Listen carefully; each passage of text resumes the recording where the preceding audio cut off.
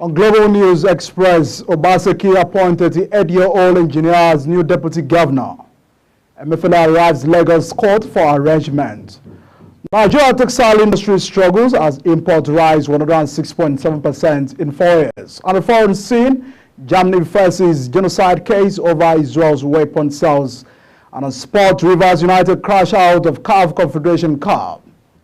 Hello and welcome to all the viewers in Nigeria and around the world to News Express on Global TV. We're live in the nation's capital, Abuja. I'm Edikan Michael.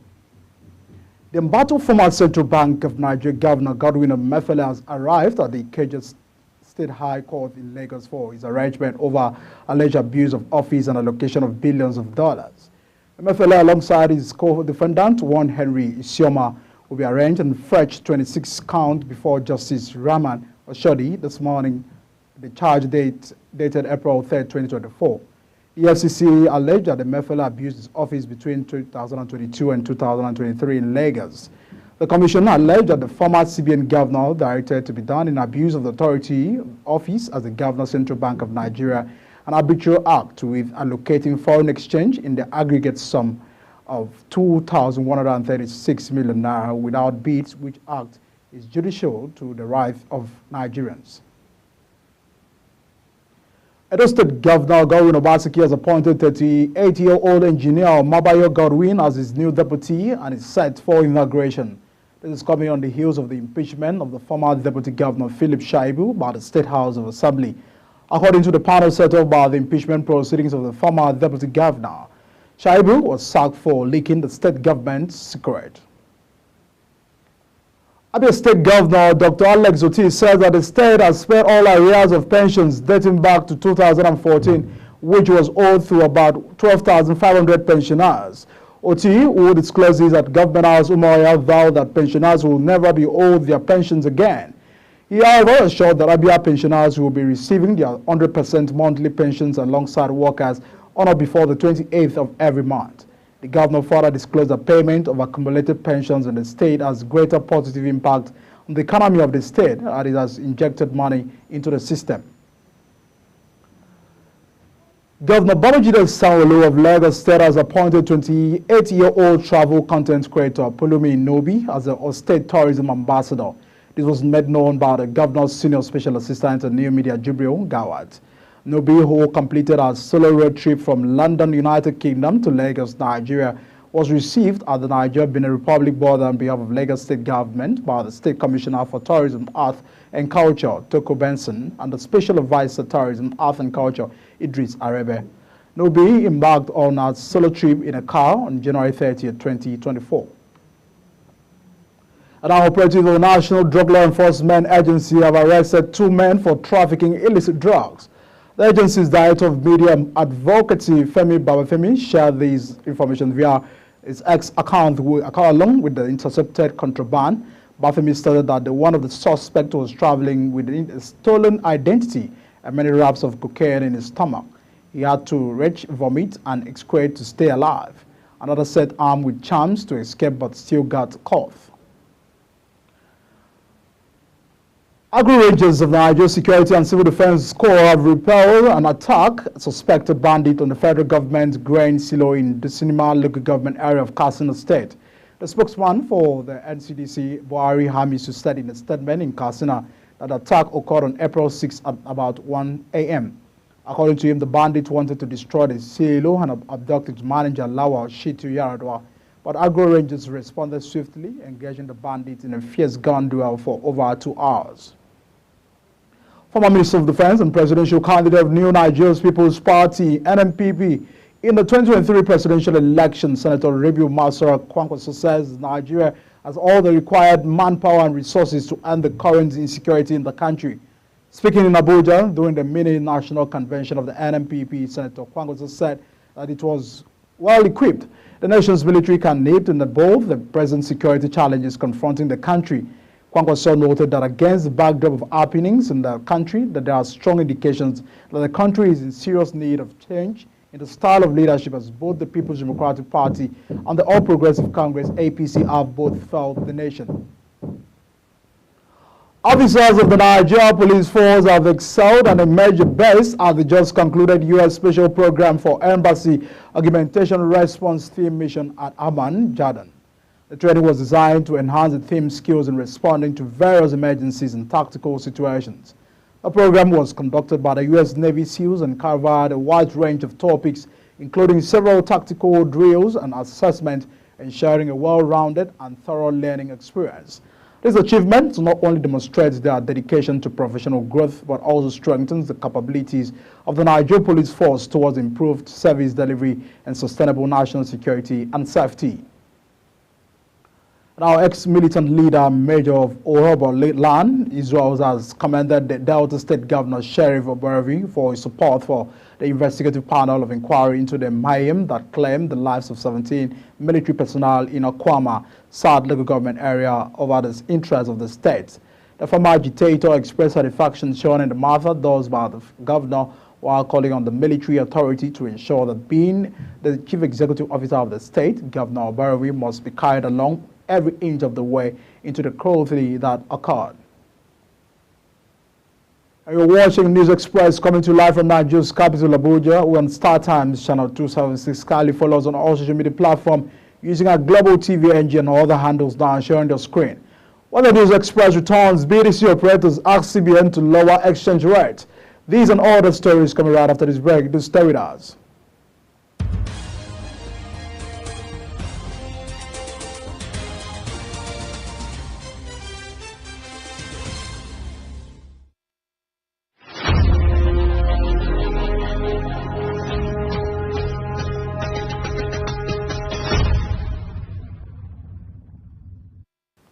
This is Global Television bringing live broadcasts of News Express. Many thanks for staying with us. On the foreign scene, Baghdad is repairing a pipeline that could allow it to send 350,000 barrels per day to Turkey by the end of the month. An Iraqi deputy oil minister said it, a step likely to rile all foreign companies and the Kurdistan regional government. The reopening of the Kirkuk-Sejan pipeline, which has been shut for a decade, will provide a pivotal route to a pipeline from the Kurdistan region that has been shut for a year as talks began. Baghdad and the Karachi resuming export have stalled. Baghdad deems production sharing agreement between the Kurds and the foreign companies using the pipeline illegal. Nicaragua has asked the United Nations highest court to halt German weapon sales to Israel at the start of a landmark case. Germany is accused of breaching the UN Genocide Convention by sending military hardware to Israel and seizing funding of the United Nations Aid Agency. Berlin rejects the claims and will present the defense to the International Court of Justice on Tuesday. Israel rejects accusation that it's engaging in the genocide act in the campaign in Gaza and has insisted it has a right to defend itself. Russian President Putin will travel to China and May for talks with Chinese President Jinping in what could be the Kremlin chief's first overseas trip of his new presidential team. Moscow and Beijing declared a no-limit partnership in February 2022 when Putin visited Beijing just days before Russia launched its full-scale invasion of Ukraine, triggering the deadliest land war in Europe since World War II. The Russian foreign minister will talk with his Chinese counterpart Wang Yi on a series of other topics that will also include joint cooperation in international organizations such as the United Nations and a group of 20. In business, the Minister of Solid Minerals Development, Dela Leke, has expressed the commitment of the federal government to support mining companies that place premium on local content in their operations.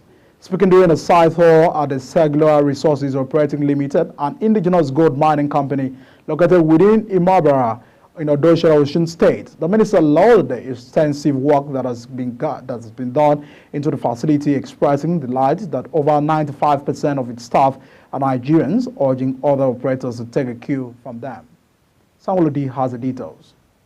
The Minister of Solid Mineral Development urged the mining companies to emulate the international best practice of the Segilola Gold Project to develop the sector. Commending high Nigerian component of the project, Alakia remarked that the firm has applied local content in its procurement and employment policies. The minister praised the company's tenacity of purpose and efficient method deployed to push through with its vision despite daunting challenges at inception. Harmonious relationships bring fertile and robust engagements, which lead to safer, saner, peaceful, free and unfettered operating environment, which will lead to your maximizing your output, your production, and invariably your profit. And it's a symbiotic relationship because the host communities will also stand to gain. And the gains, the samples of these gains I have seen myself here today, and it's very, very commendable. There are so many mining companies who also sign community development agreements, but fall short in delivery. You have, in fact, overshot the bounds of delivery. Alake stressed that the focus has been to redirect local and international attention to the mining sector. He revealed that the implementation of the 7-point agenda is to reposition the mining sector, emphasizing the imperative of humorous relationship with the host communities. Alake lauded SROL for overshooting its community development target, urging mining companies across the country to follow suit to ensure safer, unfiltered operating environment which will accumulate in maximum benefactors for both operators and the host community and government. With the focus of your vision as a company, with the exemplary knowledge that you have displayed in putting in place this very laudable project here, and with the tenacity of your courage in surmounting institutional, corporate, individual, communal obstacles and challenges along your way. In his remark, the Managing Director and Chief Executive Officer of Segilola Resource, Segun Lawson, stated that the company is a world-class project powered by Nigerians, appealing for support from the federal government to enable its scale-up and contribute better to the economy of the country. First stage was proving it up, the gold resource. Then after proving it, we were taking it to a preliminary feasibility study. That was in October 2017. After the preliminary feasibility study, we took it to a bankable feasibility study. That was in February 2019. And then from that point forward, it was about seeing if we could get the project funded. In order to build this project, we needed to raise about $120 million. That took about 1 year to put together. From the end of our feasibility study, February 2019, to when we broke ground was March 2020, so just over 1 year. Needless to say, we had the COVID pandemic, where Nigerian airspace was closed at the end of March 2020, but we persevered through that, and we managed to build the mine. It took 15 months to build, and we poured our first bar of gold in July 2021. And our new focus now is trying to extend the mine life to have a longer-term production. The minister, in his response, pledged the support of the federal government for SROL, particularly because it promotes local content and positively impacts the host communities with developmental projects. I'm Samuel Odi, reporting for Global Television. The Nigerian textile industries continue to struggle as importation of textile products into the country increased by 106.7% over a period of 4 years, from 182.5 billion in 2020 to 377.1 billion in 2023, despite several intervention programs to boost the sector over the years. The Central Bank of Nigeria, CBN, has implemented various intervention programs for the sector over the years, including financial support, training initiatives, and foreign exchange restrictions on textile imports at official exchange markets. The Director General of the Nigerian Textile Manufacturers Association, Hamar, lamented that the high cost of production has made local textile and apparel industry uncompetitive and discourages investment. He also lamented the high production cost of textile materials in the country, which he attributed to poor infrastructure and high energy cost. The Association of Bureau de Change Operators of Nigeria appealed to the Central Bank of Nigeria to adjust and lower its applicable exchange rate below the 1,251 to a dollar it pegged for its members. The African National President Aminu Gwadebe stated this in a letter to the CBN Director of Trade and Exchange Department. The appeal comes when the parallel market rate of 1,235 to a dollar is lower than the BDC's applicable buying exchange rate of 1,251 to $1, plus a 1.5% margin set by the CBN in its last tranche of intervention.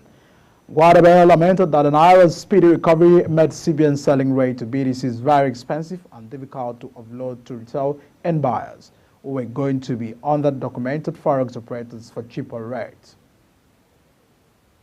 As controversies continue to trail the federal government's recent removal of electricity subsidy for over 1.8 million customers categorized to be on Band A feeders, members of the organized private sector has insisted that the hike must be suspended for review, as such plans are to meet President Bola Tinubu on the matter. Then, including the Nigerian Association of Chambers of Commerce, Industry, Mines and Agriculture and the Nigerian Employees Consultative Association discloses members of the LPS had earlier rejected the tariff hike and called for the suspension of the subsidy removal, saying this will be discussed at the planned meeting with President Bola Tinubu soon. The announcement came in the hike in the legislative bill at the press briefing in Abuja, adding that those affected will now pay a tariff of 225 per kilowatt an hour, up from the previous rate of 68 per kilowatt, representing about 240% increase. The government declared that the decision took effect from Wednesday last week, but the Nigerian Labour Congress as well as the Trade Union Congress kicked against the high tariff for power users, regardless of the band they belong to. And in sports, the Minister of Sport Development, John Enoh, has tasked the Super Falcons of Nigeria to defeat their South African counterpart in the second leg of the Olympic qualifiers in Pretoria. The Super Falcons, who had not qualified for the women's football event of the Olympics in 16 years, piped the Banyana of South Africa 1-0 in the first leg in Abuja. And all stressed that having missed out on the 2012, 2016 and 2020 Olympic Games, it is time to reclaim the spot on the international stage. The minister encouraged the team to soar to new heights and ultimately break the 16-year-old Olympic Games with the female national team. And 2 goals by Adelayed Kanu in both halves on Sunday night in Algiers saw the Alga knocked Rivers United out of the 2023-2024 CAF Confederation Cup. The pride of Rivers came into the game with a slim aggregate lead after defeating Usma 1-0 in the first leg last weekend in Uyo, the capital of Akwa Ibom. And as we begin to wrap up the Global News Express, let's take a look at the top stories. Obaseki appoints 38-year-old engineer as new deputy governor. Emefiele arrives Lagos court for arrangement. Nigeria textile industry struggles as imports rise 106.7% in 4 years. At the foreign scene, Germany faces genocide case over Israel's weapon sales. And sports, Rivers United crash out of CAF Confederation Cup. And that's a package on News Express coming to life from Nigeria's capital, Abuja, on StarTimes channel 276. Kindly follow us on all social media platforms using @Global TV Engine or the handles now showing the screen. I am Edikan Mike. Many thanks for watching. See you again.